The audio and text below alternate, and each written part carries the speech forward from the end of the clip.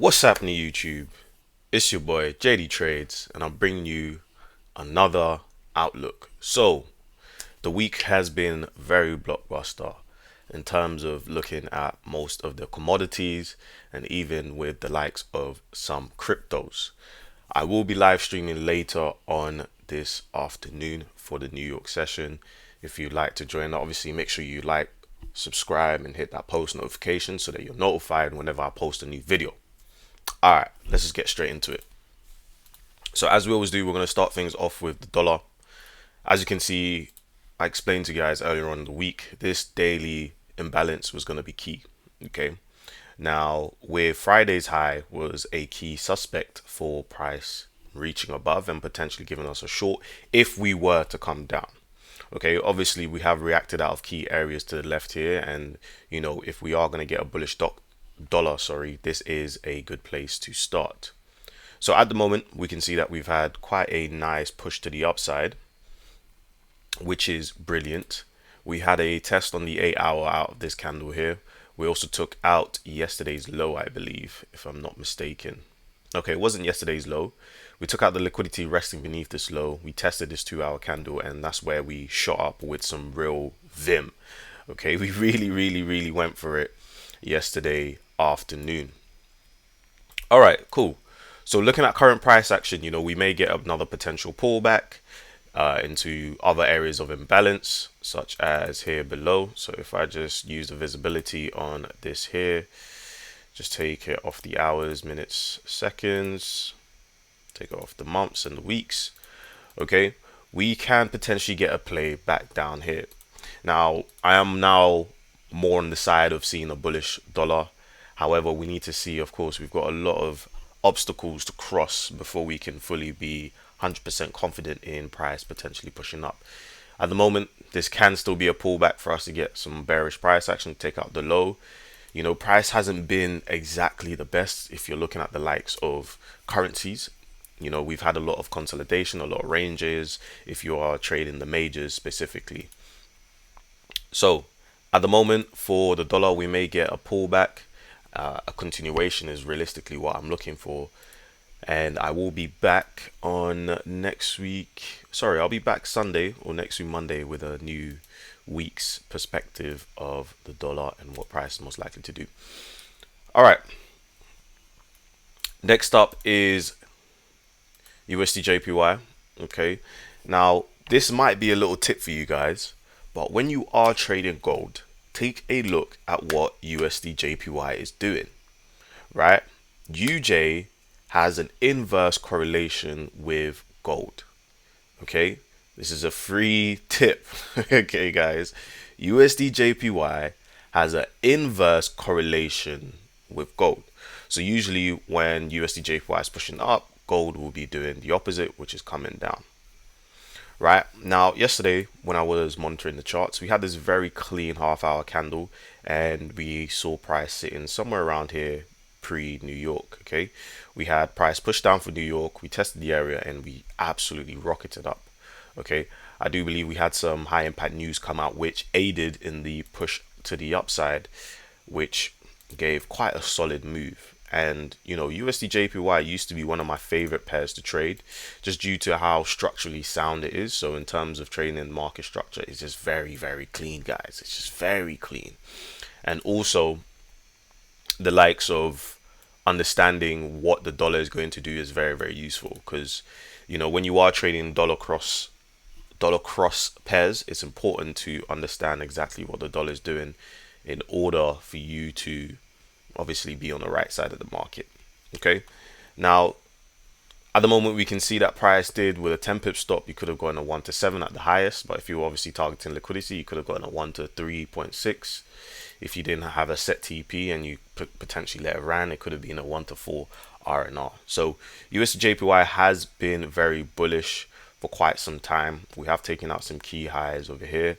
Now there are still some more potential upside, okay, for USD JPY, and this can definitely keep rallying to potentially, to fill out this wick, which is the high of 160.2. Now it is still early days to call that out. Well, at least for the rest of today and this week. We can potentially look at it come next week and see what kind of price action that we may potentially get. But for the time being, everything is so smooth for USD/JPY. It looks incredibly bullish, at least on the higher time frames, and which means that gold has a lot of potential to the downside. Okay, this is my trading window. Let me change this over to here. Let's take a look at gold, guys.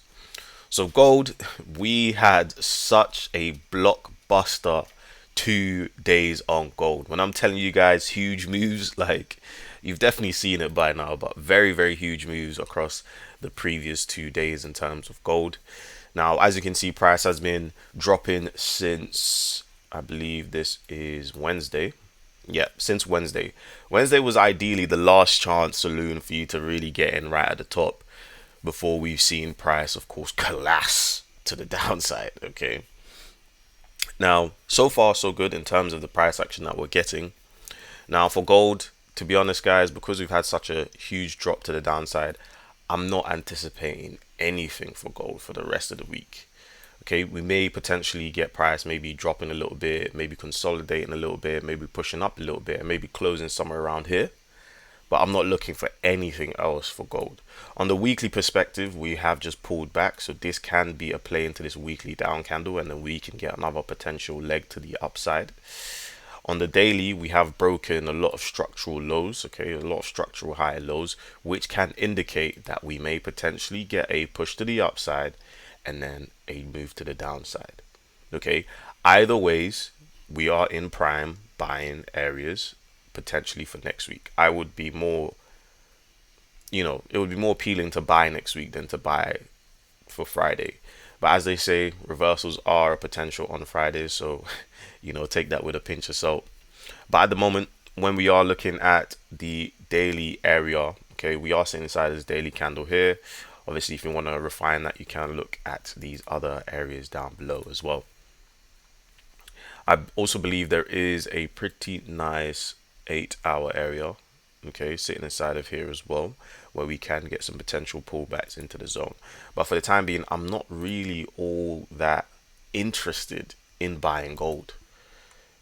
I'm not interested at all. Price action has showed you the evidence and everything that you need to see, and especially when I did look at USD/JPY with you all, there is still some potential upside move for USD/JPY. Okay, so if this is going to rise, then there's a high degree of chance that gold is going to come down. Okay, now if we are even looking at, for example, from Wednesday, we've seen UJ rise, we've seen gold fall from Wednesday. Of course, the move is not proportionate to USD/JPY or to gold in terms of pip count, but we've had a move nonetheless. So let's start to look at price towards the low of this 4-hour candle, which is 2358.8.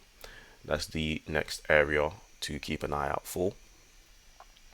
We can of course take a look at price closer to that time. All right, Euro USD, absolutely annoying pair. A lot of flickering back and forth. I did mention to you guys on Monday, I believe, this 4-hour area is a very good area to look for shorts. We've had one more tested 4-hour imbalance there, and we've just been dropping ever since. The main area for entry, which was up here, is still holding. If I do zoom out, you're going to see the entry criteria for this trade, and we are coming down quite well. Now, when I push our attentions over to the daily time frame, we have just about closed off this daily imbalance inside of here. We've got this daily down candle as well to look out for, when price gets to that area. So at the moment, Euro USD is doing a lot of funny business. We'll have to take a look to see if this weekly imbalance wants to hold and give us a new price leg. I would prefer that to happen, and we can target for these lows down below. And the overall target, guys, I don't know how long it's going to take for price to get down here, but I have a firm belief that EU will see 1.03 at some point. But as we always do, we're always going to take a look at what current price action is telling us before we actually start making those kind of assumptions. So GU is currently holding this daily candle here. We have reacted around 50% of that daily candle there. We have dropped down a little bit as well. It's not too crazy in terms of an overall drop. The target is going to be the low of this weekly higher low, this pullback candle here, which is 1.26431. Okay, I would like to see that get taken, get broken, which is the higher low of the weekly structure. Then we can potentially see if we can test other areas of other levels of structure around maybe 1.255 for GU. Okay, at the moment, let's have a look at the daily time frame. Whoops, give me a second, guys. Okay, at the moment we are sitting inside of this imbalance here for GBP USD. You know, the price action isn't great. I'll be completely real with you guys. The price action is not great. So I have not looked at pound dollar the whole entire week because of exactly all of this. However, one of the team members did call out a GU trade for a short, and that's been absolutely prolific. It's already hit TP1 with Euro USD also hitting TP1. So yeah, that's great stuff. Next is Bitcoin. So Bitcoin has been a very interesting pair, and guys, the more and more time goes by, I think I'm going to become a crypto trader. I think I'm going to start trading cryptos because the moves that cryptos are giving is very, very readable. It's very possible for you to actually understand where price is most likely to head to next, and it's not anything crazy. You know, I understand, you know, the pip counts might be a bit odd, might be a bit difficult to understand, but these pairs do give very nice symmetrical moves, right? And to be honest, they're not, you know, really difficult moves to understand. Price is going to do the usual thing, run for a high, run for a low. We're going to get a pullback. It follows market structure very well before we get a continuation. So for Bitcoin, we are sitting inside of this daily candle, which can give us a price leg up. It can give us another high, which we can then rival the highs of 72,576.3 for Bitcoin if this area holds. If it doesn't hold, then we need to look at other areas down below where we may get some potential buys from cryptos. Cool. Other than that, that's all from me, ladies and gents. Don't forget, I will be live streaming later this afternoon. And also, hit the like button and subscribe. Always remember the theory behind the practice. And I'll see you in the next one. Peace.